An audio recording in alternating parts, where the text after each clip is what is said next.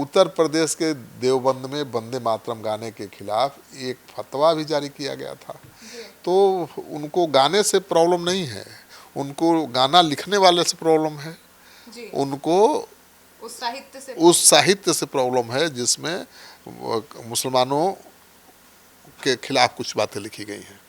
इस गाने में ऐसा क्या है? अब भाई गाने को लिखने वाला माता काली का भक्त होगा, हिंदू होगा, सनातनी होगा, इसलिए इस गाने को मुसलमान नहीं गाएंगे, ये तर्क दिया जा रहा है। तो ये तर्क भी गले नहीं उतर रहा है। लेकिन अब सम्राट चौधरी ने तो अब आदेश दे दिया है, अब तो हर जगह वंदे मातरम होगा।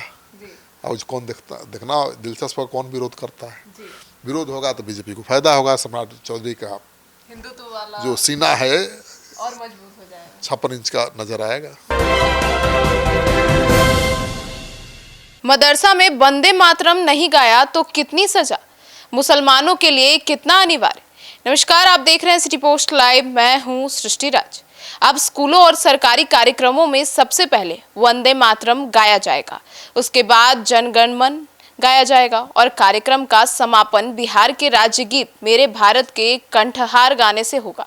अब सम्राट सरकार के इस फैसले को लेकर बहस छिड़ गई है। क्या मदरसा में वंदे मातरम जो है वो गाना अनिवार्य होगा? तो नहीं गाया तो कितनी सजा होगी, और क्या मुसलमानों को भी गाना होगा? इन तमाम सवालों के जवाब देने के लिए हमारे साथ स्टूडियो में मौजूद हैं श्रीकांत प्रत्युष सर। सर, वंदे मातरम गाने के नए नियम कहां कहां लागू होंगे और कहां छूट दी जाएगी? देखिए, राज्य के सभी शैक्षणिक संस्थानों मतलब विश्वविद्यालय, स्कूल, कॉलेज, मदरसों में दिन की शुरुआत वंदे मातरम के सामूहिक गान से ही होगी और उसके बाद राष्ट्रगान जनगण मन का गायन होगा। फिर क्लास शुरू होगी। राज्य सरकार के सभी सरकारी कार्यक्रमों की शुरुआत वंदे मातरम के गाने से होगी और उसी तरह से फिर जनगण मन होगा। इसके बाद कार्यक्रम का समापन बिहार गीत से होगा, भारत के कंठार से। तो बिहार सरकार ने अपने आदेश में केंद्र सरकार की राष्ट्रीय गीत से जुड़ी गाइडलाइन को फॉलो करने का निर्देश दिया है और इसका मतलब हुआ कि वंदे मातरम के पूरे 6 स्टेंजा गाना अनिवार्य है। सर, तो ऐसे में केंद्र सरकार ने 12 फरवरी को वंदे मातरम को लेकर क्या गाइडलाइन जारी की थी? देखिए, जब राष्ट्रीय ध्वज को परेड में लाया जाएगा तब वंदे मातरम गाना या बजाना होगा। राष्ट्रीय ध्वज तिरंगा फहराते वक्त राष्ट्रगीत का 6 पैराग्राफ वाला वर्जन गाया जाएगा। सरकार के किसी भी आधिकारिक कार्यक्रम में राष्ट्रपति के आने और जाने के बाद राष्ट्रगीत बजाया जाएगा और दूरदर्शन, आकाशवाणी जैसे सरकारी मीडिया प्लेटफॉर्म पर राष्ट्रपति के राष्ट्रीय संबोधन से पहले और बाद में वंदे मातरम बजाया जाएगा। तो राज्यपाल या उपराज्यपाल जब राज्य या केंद्र शासित प्रदेश के फॉर्मल इवेंट्स में आएंगे या जाएंगे, भारत रत्न, पद्म पुरस्कार जैसे समान समारोह में वंदे मातरम बजाया जाएगा।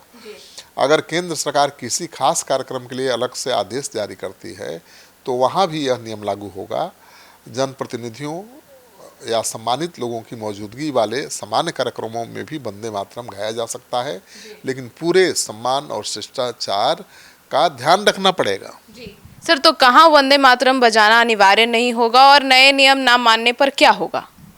देखिए, सिनेमा हॉल में फिल्म शुरू होने के पहले वंदे मातरम बजाना और खड़ा रहना अनिवार्य नहीं होगा, पहले था। अगर किसी न्यूज रील या डॉक्यूमेंट्री फिल्म में राष्ट्रीय गीत बजाया जाता है तो दर्शकों को खड़ा होना जरूरी नहीं होगा। जवाब तो सामने आपको मैंने दे ही दिया, लेकिन और भी जान लीजिए। वंदे मातरम को लेकर सम्राट सरकार ने सिर्फ गाइडलाइंस जारी की है, उन्होंने कोई नया कानून नहीं बनाया है। ये तो केंद्र सरकार द्वारा पहले ही नियम बन चुका है। फिलहाल इनमें नियम न मानने पर सजा या जुर्माने का प्रावधान भी नहीं किया गया है। अगर सरकार कोई कानून बना दे या नियम जारी करे तब ये साफ होगा कि राष्ट्रगीत से जुड़ी गाइडलाइंस न मानने पर क्या होगा। अभी तो केवल गाइडलाइंस आया है ना, मतलब निर्देश आया है। अब जब इसका पालन नहीं होगा तो हो सकता है कि सरकार कानून बनाकर इसका पालन कराए, और जब कानून का पालन कोई नहीं करेगा तो उसके लिए दंड का भी प्रावधान होगा। राष्ट्रपति राष्ट्रगान को prevention of insults to nation honour act पहले से है 1971 के तहत, और इसी एक्ट के तहत कार्रवाई होती है।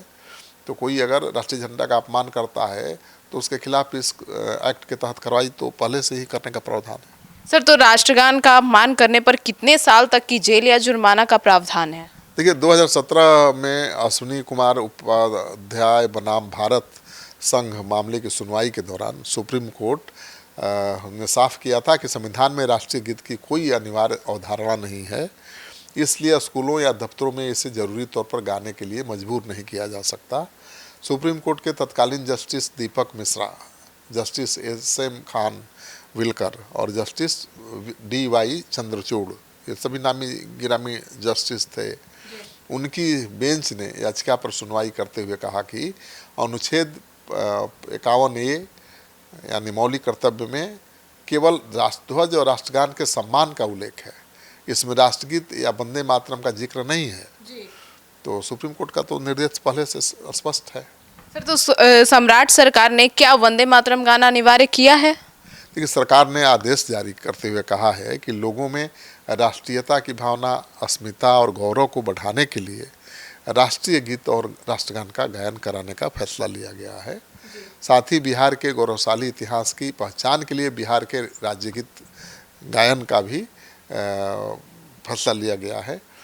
हालांकि सरकार का मकसद सिर्फ इतना भर ही नहीं है कि नई सरकार की सोची समझी, मतलब ऐसा नहीं है कि केवल इतना ही मकसद है, इसके पीछे सम्राट सरकार की सोची समझी रणनीति भी हो सकती है और वह इस आदेश के सहारे राज्य की सियासत को धीरे धीरे हिंदू मुस्लिम की पीछ पर ले जा सकती है। और भाजपा वंदे मातरम को भारतीय संस्कृति का प्रतीक मानती है और इसे सबके लिए अनिवार्य करने की वकालत करती रही है। इसके विपरीत कुछ विपक्षी दल और धार्मिक समूहों का मानना है कि इसके कुछ शब्द जैसे देवी के रूप में राष्ट्र को पूजना इस्लाम के खिलाफ है। राज्य में 17% से ज़्यादा, मतलब 18% मुस्लिम आबादी है। सरकार जानती है कि इस आदेश के बाद मुस्लिम संगठन और विपक्ष प्रतिक्रिया जरूर देगा और जब हंगामा होगा तो उसका राजनीतिक फायदा भी मिलेगा। और सम्राट चौधरी, जिन पर मूल भाजपाई होने का आरोप नहीं है, उनकी सरकार का ये आदेश है, तो उनका हिंदुत्व वाला जो छवि है वो और मजबूत होगी और ये मैसेज जाएगा कि भाई उनसे तगड़ा हिंदुत्व का रक्षक कोई नहीं है, सनातन को आगे बढ़ाने वाला कोई नहीं है। सर, तो वंदे मातरम से मुसलमानों को क्या आपत्ति हो सकती है? इसे एंटी मुस्लिम क्यों कहा जाता है? देखिए प्रसिद्ध बंगाली लेखक और कवि बंकिम चंद्र चटर्जी का वंदे मातरम गीत पहली बार 7 नवंबर 1875 को साहित्य पत्रिका बंग दर्शन में प्रकाशित हुआ था। हालांकि तब इसकी कोई चर्चा खास नहीं हुई थी। 7 साल बाद 1882 में बंकिम चंद्र चटर्जी ने इस गीत को अपने ही उपन्यास आनंद मठ में शामिल किया। उपन्यास में सन्यासी वंदे मातरम का नारा लगाते हैं, जिसका मतलब है माँ को नमन। ये सन्यासी देश की धरती को ही अपनी माँ मानते थे। इसके बाद ये गीत अचानक बहुत लोकप्रिय हो गया, लेकिन मुस्लिम नेता इसकी मुखालफत करने लगे और 1908 में वरिष्ठ बैरिस्टर सर सैयद अली इमाम ने पहली बार सार्वजनिक तौर पर वंदे मातरम का विरोध करते हुए इसे गैर इस्लामिक करार दे दिया। उन्होंने कहा कि जब देखता हूं कि भारत का सबसे उन्नत प्रांत वंदे मातरम जैसे सांप्रदायिक नारे को राष्ट्रीय नारे के रूप में प्रस्तुत कर रहा है तो मेरा दिल निराशा से भर जाता है।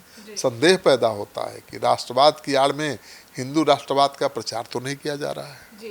तो यही कारण है कि उनके पेट में दर्द हो रहा है।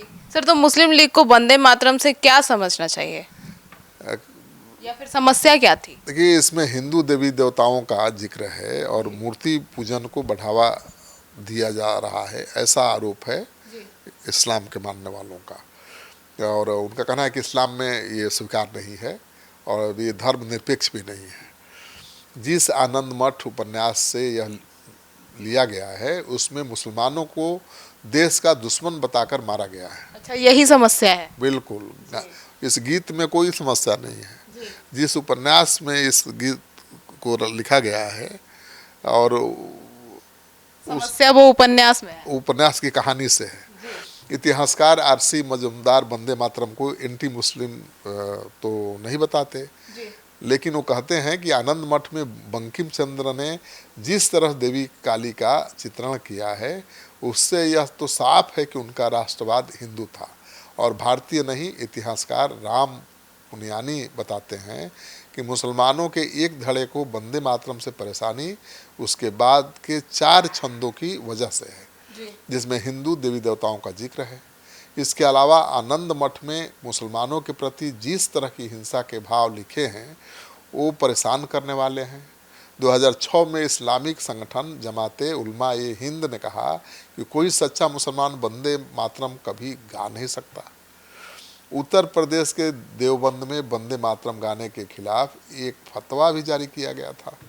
तो उनको गाने से प्रॉब्लम नहीं है, उनको गाना लिखने वाले से प्रॉब्लम है, उनको उस साहित्य से प्रॉब्लम है जिसमें मुसलमानों के खिलाफ कुछ बातें लिखी गई हैं। इस गाने में ऐसा क्या है? अब भाई गाने को लिखने वाला माता काली का भक्त होगा, हिंदू होगा, सनातनी होगा, इसलिए इस गाने को मुसलमान नहीं गाएंगे, ये तर्क दिया जा रहा है। तो ये तर्क भी गले नहीं उतर रहा है। लेकिन अब सम्राट चौधरी ने तो अब आदेश दे दिया है, अब तो हर जगह वंदे मातरम होगा। अब कौन देखना दिलचस्प है, कौन विरोध करता है। विरोध होगा तो बीजेपी को फायदा होगा, सम्राट चौधरी का हिंदुत्व वाला जो सीना है और मजबूत हो जाएगा, 56 इंच का नजर आएगा। तो सुना आपने। तो अब आपकी क्या राय है इस मामले को लेकर, और सम्राट चौधरी के द्वारा जो गाइडलाइंस जारी की गई है वंदे मातरम को लेकर, उसको लेकर अपनी राय जरूर बताइएगा। धन्यवाद।